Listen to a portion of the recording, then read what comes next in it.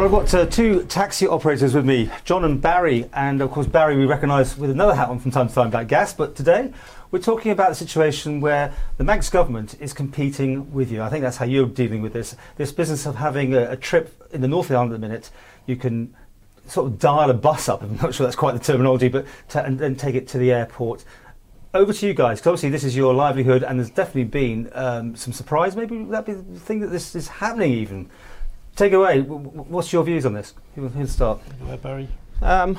Well, personally, I've been dealing with this application for about 14 months, 15 months now.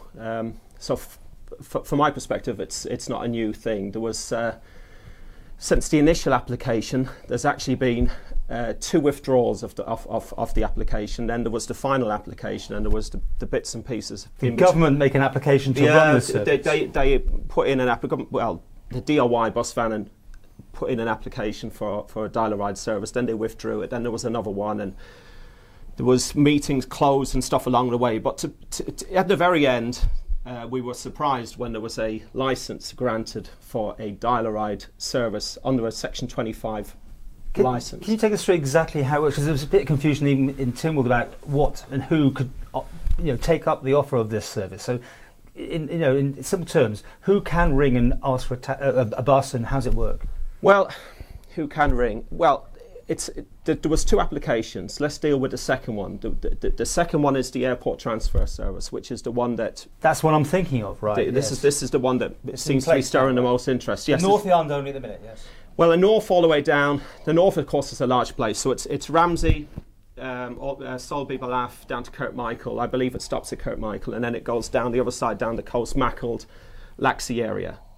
And after that, there was a restriction placed on the actual licence, which meant that because areas after that, if you like, coming down towards Onken, Manx Arms, Royal Avenue, Queen's Promenade, etc., Sea Terminal, and then the A5 out towards the airport, because that route is already served by an existing service, the RTLC decided that it would be unfair, if you like, or for whatever reasons they decided, that to put another bus onto that route. So there was a restriction placed from anything, if you like, south of Laxey in the interim period. So people on the hospital transfer can pick up the phone, dial and request this bus service in the North Island, yes? The patient transfer, what it is provided by DHSS, which is serviced by Bus Vannin. Now, what Bus Vannin want to do is, this is what they say, is to have people phoning up when they've got, say, a 16-seater minibus going with 4 patient transfer patients, so to speak. They can fill those seats with members of the public. So if they are going to the airport and people want to go to the airport, they phone up. So the airport, the hospital transfer people are already pre-booked in the system, by DHSS, but this bus is sitting around. Yeah, if you lived in, say, North Shore Road in Ramsey, and you want to go to the airport, you phone up Bus Vannin, and they come and pick you up on the way. But there wouldn't be a door-to-door, would it? I mean, it is a door-to-door. It would go out your way to pick you up slightly if it was on roughly the route, not actually on that road. If say you've got 2 patient transfers in Mackald, 1 in Bride, and you're in Kirkmichael, they'll come and pick you up. In Tynwald, didn't quite. The answer sounded slightly different from that. Mr. Hooper actually asked him questions. Mr. Hooper, on the 18th of October, asked the Minister whether the recently advertised airport transfer service is selling spare seats on existing patient transfer buses only. The DUI Minister said yes.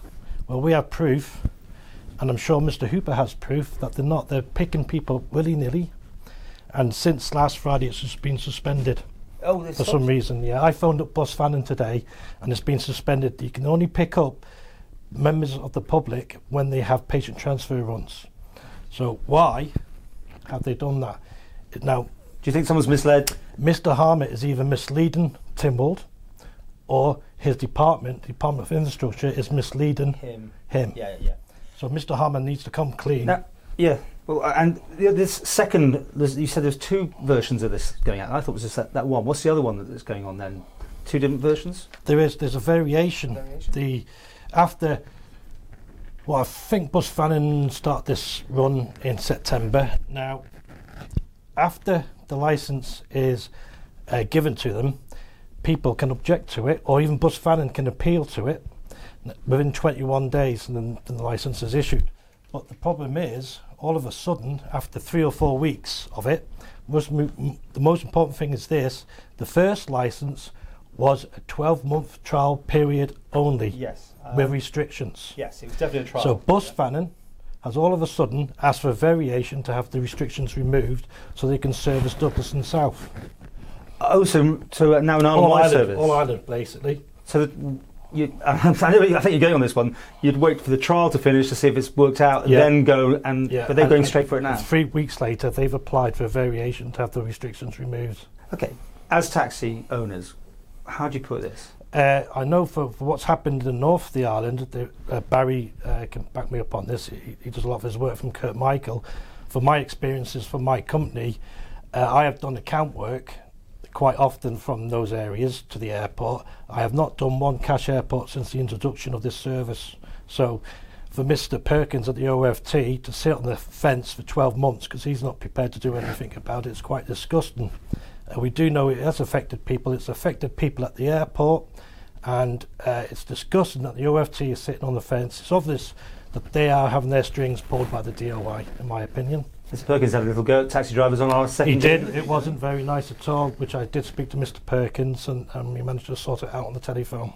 Give me an idea of the difference then. I mean, a bus ride from Kirkmichael compared with a taxi ride to the airport. Well, the Bus Fanning are charging £10. A single to £10 to the airport, and what would we be charging? 26, yeah. The North Island hasn't got a lot of taxis, from what I know from speaking to people. Population of because my point is that it's not rich pickings in the first place. Yeah, Do you agree? It's a very I mean, poor. in Kirkmichael alone, there's that I know of, Island Taxis up there. Mr. Heavey runs that company, and then I do a daytime private hire service to anyone who would want to use the service as well. So I mean, there's a definite loss of business. Well, there's so much to talk about. We'll be splitting this into 2 sections.